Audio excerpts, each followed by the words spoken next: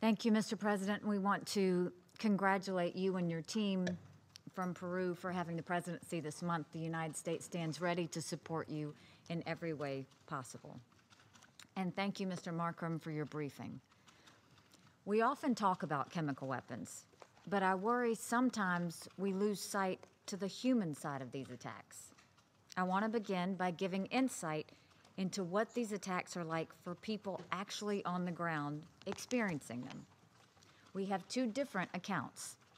Here's the first account. Quote, "Something hit me on the head. I was dazed, knocked down.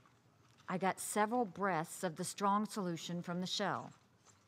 My eyes were running water and burning. So was my nose, and I could hardly breathe. I gasped, choked, and felt the extreme terror of a man who goes underwater." The second account, quote, "The situation is more desperate than I can describe. There are no words. It was like Judgment Day, the apocalypse. You just can't even describe the scene, can't even begin to scratch the surface of explaining what happened. We didn't have any protective equipment for gas." The first account comes from the diary of an American soldier, Stoll Holt.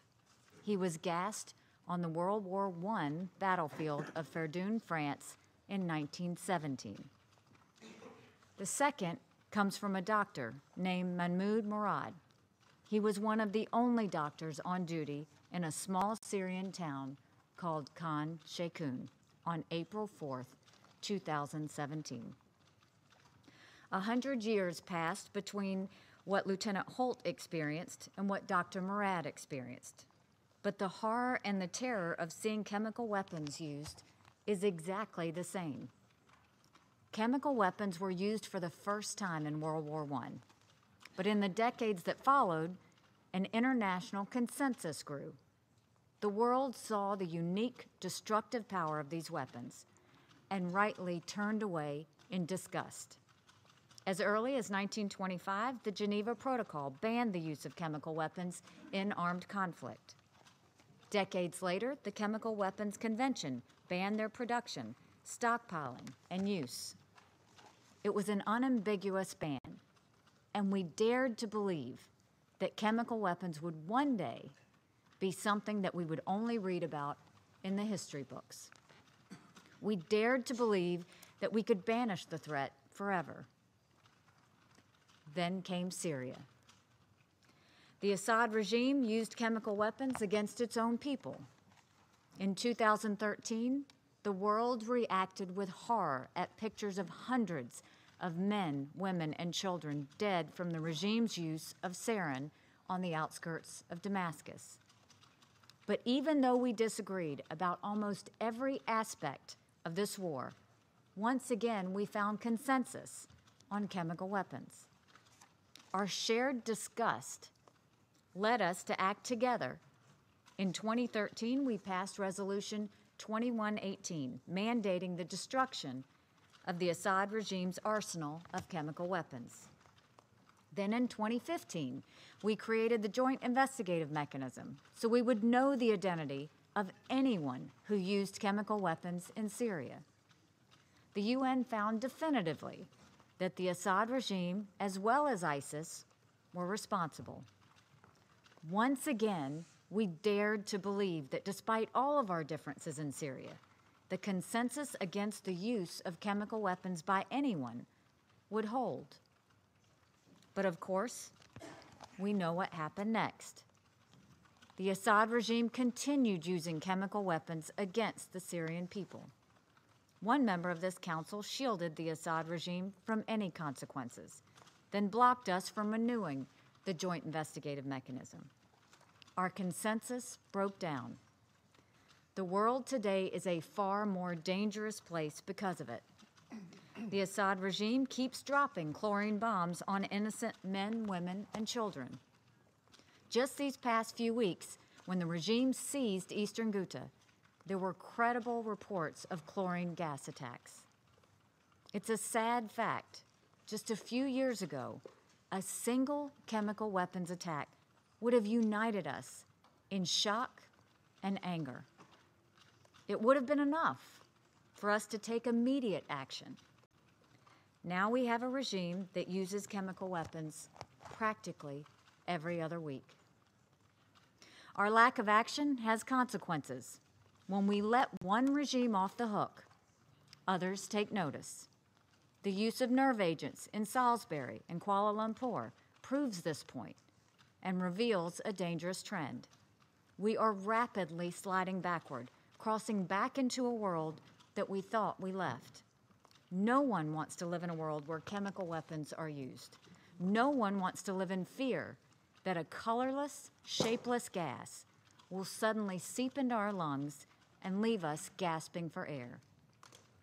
If we do not act, if we do not stop and change course, this is the world we could be fast approaching.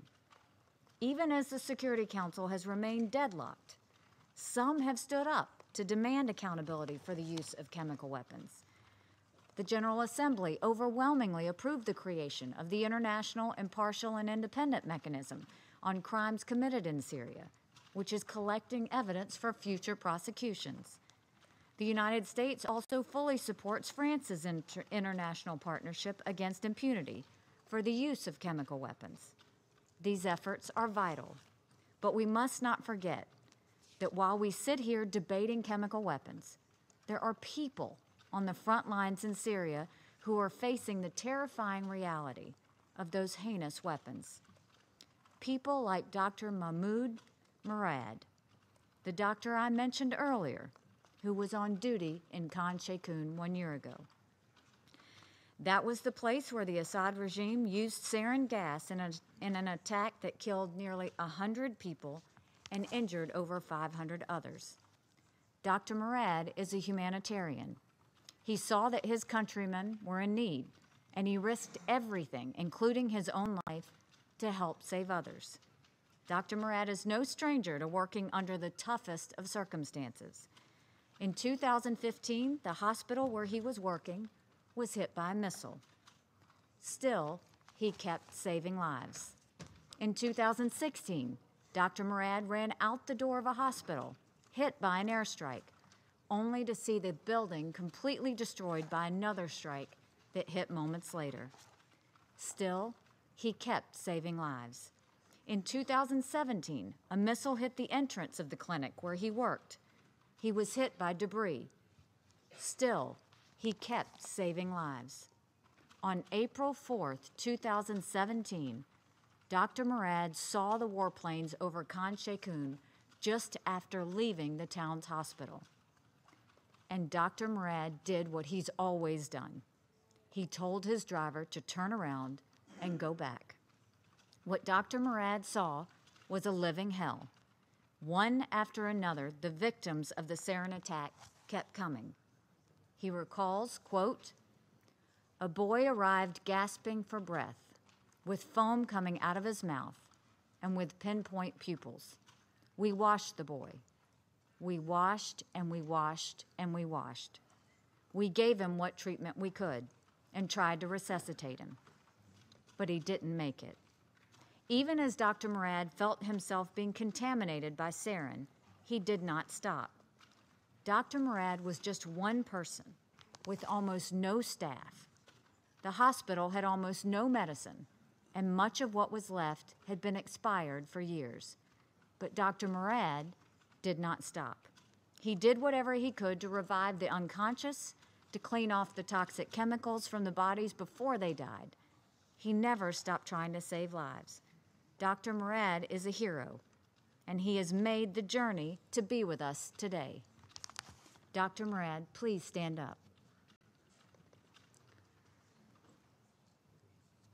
Dr. Murad, we salute you for your bravery, for your courage, and your determination to help any Syrian who is in need.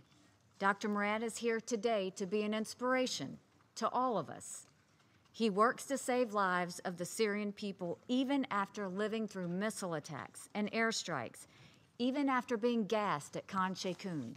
Dr. Murad does not stop. He does not give up. And if he's not going to stop, We must not stop. We must not stop working to rid this world of chemical weapons and holding account anyone, anywhere, who uses them. We have done this before. We have committed to a world without chemical weapons. We have signed the treaties banning them. We have destroyed stockpiles. We have launched truly independent and impartial investigations to know who was responsible for using them. As Dr. Murad once said, quote, "I don't care about politics." What he wants is for the world to speak out about the suffering of the Syrian people and for us to do our jobs and make the suffering stop. We owe him and the Syrian people that much. On April 4th, 2017, the people of Khan Sheikhoun suffered an unspeakable tragedy. On this April 4th, 2018, let us reflect on this tragedy. Let us remember what Dr. Murad witnessed. And let us use this meeting as the start of a renewed partnership and a renewed commitment to put an end to the use of chemical weapons in Syria. We have done it before. Even with all of the profound divisions on this council, the United States refuses to believe that we cannot come together once again to stop chemical weapons, not just to protect the Syrian people, but to protect us all. Thank you. Agradezco a la representante. I thank the representative of the United States for her statement.